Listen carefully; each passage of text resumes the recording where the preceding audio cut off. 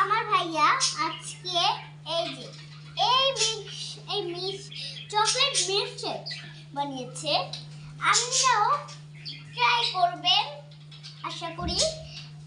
এটার ভিতরে অ্যাড করেছে যে দেশি গরুর দুধ দেখো, তারপরে বাদাম, মধু, তারপরে দুধ, কাজু বাদাম, কিশমিশ ইত্যাদি অনেক কিছুই রয়েছে।